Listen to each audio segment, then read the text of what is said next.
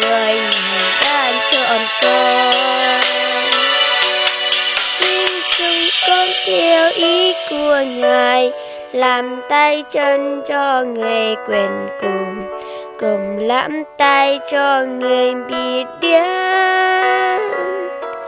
Xin dùng con thiên ý của Ngài, làm đớt mang cho người bị mù, làm tay kia cho người bị oan. Chẳng phải con đã chọn Ngài, nhưng chính Ngài chọn con chưa rõ.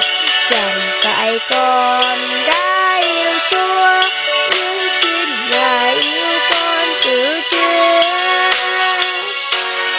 Từ lúc con chưa biết yêu Ngài, từ lúc con chưa nhận biết Ngài, Ngài yêu con dưới muôn người, Ngài ban chọn con. Xin để con đi tới mọi miền, để đem cớ cho người nghèo hèn, vạn tay nương cho người con khác. Xin gửi con và khắp mọi nhà, tạm tuổi than cho người bình tần, tạm chén trang cho người lẫn con.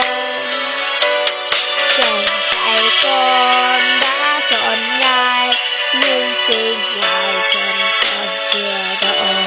Chẳng phải con đã yêu Chúa, nhưng chính Ngài yêu con từ trước. Từ lúc con chưa biết yêu Ngài, từ lúc con chưa nhận biết Ngài, Ngài yêu con giữa muôn người, Ngài đã chọn con.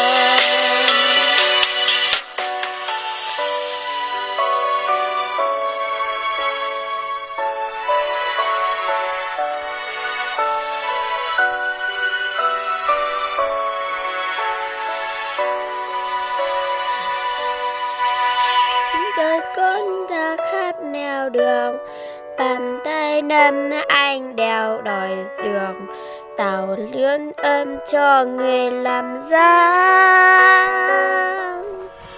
Xin cởi con đã khát nẻo đường, cảm thuần chia vui buồn phần người, và sắp chia cho người điệu vui. Chẳng phải con đã chọn Ngài, nhưng chính Ngài chọn con chưa rõ. Chẳng phải con đã yêu Chúa, nhưng chính Ngài yêu con từ trước.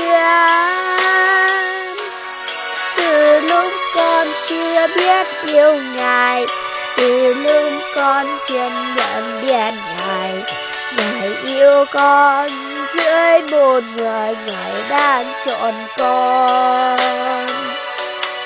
Xin gửi con và khát thùng làng, ấm trao cho người quên sầu, gửi lẫm tim cho người buồn chán.